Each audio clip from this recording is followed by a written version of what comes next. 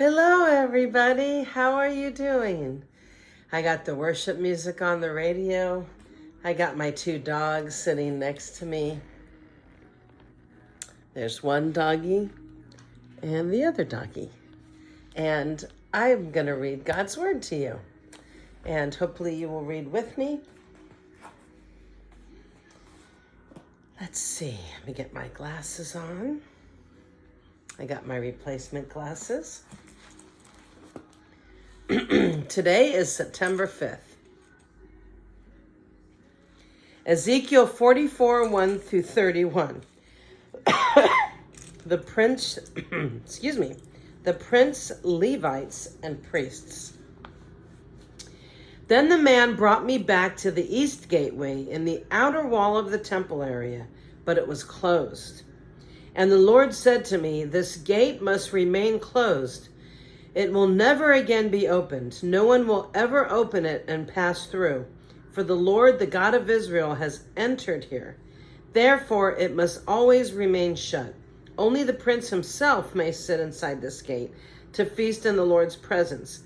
But he may come and go only through the entry room of the gateway." Then the man brought me through the north gateway to the front of the temple. I looked and saw that the glory of the Lord filled the temple of the Lord, and I fell face down on the ground. Wow. And the Lord said to me, "Son of man, take careful notice. Use your eyes and ears and listen to everything I tell you about the regulations concerning the Lord's temple. Take careful note of the procedures for using the temple entrances and exits, and give these rebels, the people of Israel, this message from the sovereign Lord. O people of Israel, enough of your detestable sins. You have brought uncircumcised foreigners into my sanctuary, people who have no heart for God." It's like, what if you brought somebody over to your house and they didn't love you, they didn't care about you, all they wanted was, their own personal gain. You wouldn't want somebody in your house like that. Think about it. Somebody that wasn't your friend, that you didn't love. Would you want that person in your house? Unless they were a serviceman doing something like repairing your furnace or whatever, but, somebody just coming in that had no heart for you. Imagine people going into God's sanctuary with no heart for him. "In this way you defiled my temple, even as you offered me my food, the fat and blood of sacrifices. In addition to all your other detestable sins, you have broken my covenant. Instead of safeguarding my sacred rituals, you have hired foreigners to take charge of my sanctuary." That's like inviting a stranger into your house. So this is what the sovereign Lord says: "No foreigners, including those who live among the people of Israel, will enter my sanctuary if they have not been circumcised and have not surrendered themselves to the Lord." I think circumcision means circumcision of your heart. You're surrendering yourself to the Lord. "And the men of the tribe of Levi, who abandoned me when Israel strayed away from me to worship idols, must bear the consequences of their unfaithfulness. They may still be temple guards and gatekeepers, and they may slaughter the animals brought for burnt offerings and be present to help the people. But they encouraged my people to worship idols. They encouraged them to worship idols, causing Israel to fall into deep sin. So I have taken a solemn oath that they must bear the consequences for their sins, says the sovereign Lord. They may not approach me to minister as priests. They may not touch any of my holy things or the holy offerings, for they must bear the shame of all the detestable sins they have committed. They are to serve as the temple caretakers, taking charge of the maintenance work and performing general duties. However, the Levitical priests of the family of Zadok continued to minister faithfully in the temple when Israel abandoned me for idols. These men will serve as my ministers They will stand in my presence and offer the fat and blood of the sacrifices, says the sovereign Lord. They alone will enter my sanctuary and approach my table to serve me. They will fulfill all my requirements. When they enter the gateway to the inner courtyard, they must wear only linen clothing. They must wear no wool while on duty in the inner courtyard or in the temple itself. They must wear linen turbans and linen undergarments. They must not wear anything that would cause them to perspire. Wow. When they return to the outer courtyard where the people are, they must take off their clothes that they wear while ministering to me. They must leave them in the sacred rooms and put on other clothes so that they do not endanger anyone by transmitting holiness to them through this clothing. Wow. So that they do not endanger anyone by transmitting holiness to them? Is holiness a danger? Wow. That's something to think about. They must neither shave their heads nor let their hair grow too long. Instead, they must trim it regularly. Yay to the hairdresser. Yay, they had hairdressers back then. They had to get regular trims. I like that. The priests must not drink wine before entering the inner courtyard. They may choose their wives only from among the virgins of Israel or the widows of the priests. They may not marry the other widows or divorced women. They will teach my people the difference between what is holy and what is common, and what is ceremonial, clean and unclean. They will serve as judges to resolve any disagreements among my people. Their decisions must be based on my regulations, and the priests themselves must obey my instructions and decrees at all the sacred festivals and see to it that the Sabbaths are set apart as holy days. A priest must not defile himself by being in the presence of a dead person unless it is his mother, father, child, brother, or unmarried sister. In such cases, it is permitted. Even then, he can return to his temple duties only after being ceremonial cleansed and then waiting for 7 days. The first day he returns to work and enters the inner courtyard and sanctuary, he must offer a sin offering for himself, says the sovereign Lord. The priest will not have any property or possession of land, for I alone am their special possession. I alone am their special possession, says the Lord. Their food will come from the gifts and sacrifices brought to the temple by the people, the grain offerings, the sin offerings, and the guilt offerings. Whatever anyone sets apart for the Lord will belong to the priests. The first of the ripe fruits and all the gifts brought to the Lord will go to the priests. The first batch of dough must also be given to the priests, so the Lord will bless your homes. The priests may not eat meat from any bird or animal that dies a natural death or that dies after being attacked by another animal. Ezekiel 45, 1-8. Division of the land. When you divide the land among the tribes of Israel, you must set aside a section for the Lord as his holy portion. This piece of land will be 8 1/3 miles long and 6 2/3 miles wide. The entire area will be holy. The section of this land measuring 875 feet by 875 feet will be set aside for the temple. An additional strip of land, 87.5 feet wide, is to be left empty all around it. Within the larger sacred area, measure out a portion of land 8 1/3 miles long and 3 1/3 miles long. Within it, the sanctuary of the most holy place will be located. This area will be holy, set aside for the priests who minister to the Lord in the sanctuary. They will use it for their homes, and my temple will be located within it. The strip of sacred land next to it, also 8 1/3 miles long and 3 1/3 miles wide, will be a living area for the Levites who work at the temple. It will be their possession and a place for their towns. Adjacent to the larger sacred area will be a section of land 8 1/3 miles long, and 1 2/3 miles wide. This will be set aside for a city where anyone in Israel can live. 2 special sections of land will be set apart for the prince. One section will share a border with the east side of the sacred lands and city, and the second section will share a border on the west side. Then the far eastern and western borders of the prince's lands will line up with the eastern and western boundaries of the tribal areas. These sections of land will be the prince's allotment. Ezekiel 45, 8 through 12. Rules for the prince. Then my princes will no longer oppress and rob my people, and they will assign the rest of the land to the people, giving an allotment to each tribe.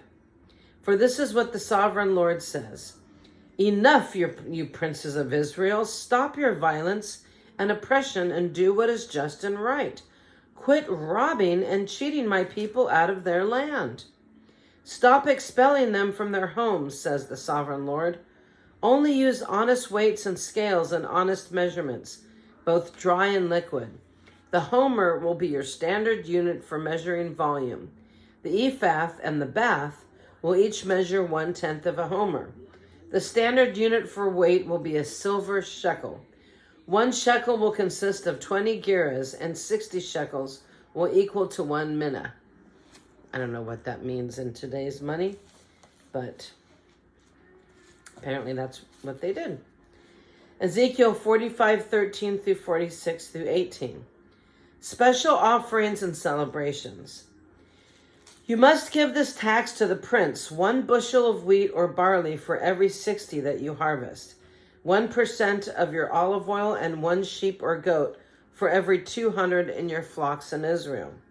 These will be the grain offerings, burnt offerings, and peace offerings that will make atonement for the people who bring them, says the sovereign Lord.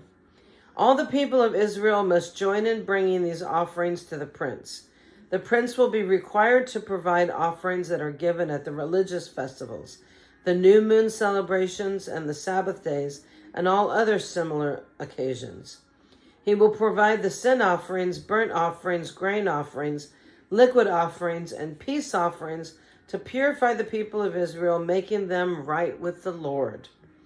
And this is what the sovereign Lord says. In early spring, on the first day of each new year, sacrifice a young bull with no defects to purify the temple. The priest will take blood from the sin offering and put it on the doorposts of the temple, the 4 corners of the upper ledge of the altar, and the gatepost at the entrance to the inner courtyard. Do this also on the 7th day of the new year for anyone who has sinned through error or ignorance, sinned and didn't even know they sinned. In this way, actually all the narcissists that you know who say that they haven't sinned or they did nothing wrong, make sure that on the 7th day they have that on their doorpost. Because they apparently are ignorant to what they've done, right? I'm sorry. My sense of humor again. Anyhow, in this way you will purify the temple. So, on the 14th day of the first month, you must celebrate the Passover. Oh, I love it. This festival will last for 7 days. The bread you eat during that time must be made without yeast. On the day of Passover, the prince will provide a young bull as a sin offering for himself and the people of Israel. On each of the 7 days of the feast, he will prepare a burnt offering to the Lord, consisting of 7 young bulls and 7 rams without defects. A male goat will also be given each day for a sin offering. The prince will provide a basket of flour as a grain offering and a gallon of olive oil with each young bull and ram. During the 7 days of the Festival of Shelters, which occurs every year in early autumn, that means it's coming up, the prince will provide these same sacrifices for the sin offering, the burnt offering, and the grain offering, along with the required olive oil. And this is what the sovereign Lord says. The east gateway of the inner courtyard will be closed during the 6 work days each week, but it will be open on the Sabbath days and the days of the new moon celebrations. The prince will enter the entry room of the gateway from the outside. Then he will stand by the gatepost while the priest offers his burnt offering and peace offering. He will bow down and worship inside the gateway passage and then go back out the way he came. The gateway will not be closed until evening. The common people will bow down and worship the Lord in front of this gateway on the Sabbath days and the days of the new moon celebrations. Each Sabbath day, the prince will present to the Lord a burnt offering of 6 lambs and 1 ram, all with no defects. He will present a grain offering of a basket of choice flour to go with the ram and whatever amount of flour he chooses to go with each lamb, and he is to offer 1 gallon of olive oil. That's a lot of olive oil. 1 gallon of olive oil for each basket of flour. At the new moon celebrations, he will bring a young 1 bull, 6 lambs, and 1 ram, all with no defects. With the young bull, he must bring a basket of choice flour for a grain offering. With the ram, he must bring another basket of flour, and with each lamb, he is to bring whatever amount of flour he chooses to give. With each basket of flour, he must offer 1 gallon of olive oil. The prince must enter the gateway through the entry room, and he must leave the same way. But when the people come in through the north gateway to worship the Lord during the religious festivals, they must leave by the south gateway. And those who entered through the south gateway must leave by the north gateway. They must never leave the same gateway they came in, but must always use the opposite gateway. The prince will enter and leave with the people on these occasions. So at the special feasts and sacred festivals, the grain offering will be a basket of choice flour with each young bull, another basket of flour with each ram, and as much flour as a worshiper chooses to give with each lamb. Give 1 gallon of olive oil with each basket of flour. When the prince offers a voluntary burnt offering or peace offering to the Lord, the east gateway to the inner courtyard will be open for him, and he will offer his sacrifices as he does on Sabbath days. Then he will leave, and the gateway will be shut behind him. Each morning you must sacrifice 1 young lamb with no defects as a burnt offering to the Lord.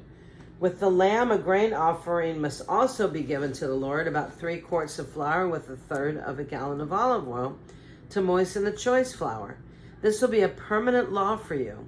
The lamb, the grain offering, and the olive oil must be given as a daily sacrifice every morning without fail. Wow. That is a lot that we have to do. That's a lot. So this is what the sovereign Lord says. If the prince gives a gift of land to one of his sons as an inheritance, it will belong to him and his descendants forever. But if the prince gives a gift of land from his inheritance to one of his servants, the servants may keep it only until the year of Jubilee, which comes every 50th year. So your 50th birthday is your year of Jubilee. At that time, the land will return to the prince. But when the prince gives gifts to his sons, those gifts will be permanent. And the prince may never take anyone's property by force. If he gives property to his sons, it must be from his own land, for I do not want any of my people unjustly evicted from their property. Wow. The Lord was a perfect property manager. He says he doesn't want his people unjustly evicted from their property. He's fair and just. Ezekiel 46:19-24, the temple kitchens. In my vision, the man brought me through the entrance besides the gateway and led me to the sacred rooms assigned to the priests, which faced toward the north. He showed me a place at the extreme west end of these rooms. He explained, well, this is where the priests will cook the meat from the guilt offerings and sin offerings and bake the flour from the grain offerings into bread. They will do it here to avoid carrying the sacrifices through the outer courtyard and endangering the people by transmitting holiness to them. Endangering the people by transmitting holiness. Then he brought me back to the outer courtyard and led me to each of its 4 corners. In each corner I saw an enclosure. Each of these enclosures was 70 feet long and 52.5 feet wide, surrounded by walls. Along the inside of these walls was a ledge of stone with fireplaces under the ledge all the way around. And the man said to me, these are the kitchens to be used by the temple assistants to boil the sacrifices offered by the people. Wow. Very precise details for how the temple operates. Very precise. Aren't you glad that Jesus died on the cross for us? We don't have to do all these things, you know? It was a lot that we had to do. Razzle, do you want to say hi to everybody? Come here, Razzle. Razzle, come here. Come say hi to everybody. Come on, baby. Everybody, this is my dog, Razzle. Say hi. Say hi. Okay, do you guys want to see Tawny? Tawny, come here, baby. Come on. Come on, Tauntaun. Come here, Tauntaun. Oh, she won't. I'll have to bring her to you. She won't get up. There's Tawny. You want to say hi? Well, you have a blessed and wonderful day. And he's getting jealous when I give her attention. Well, you have a blessed and wonderful day, and please join me tomorrow. Thanks for being here.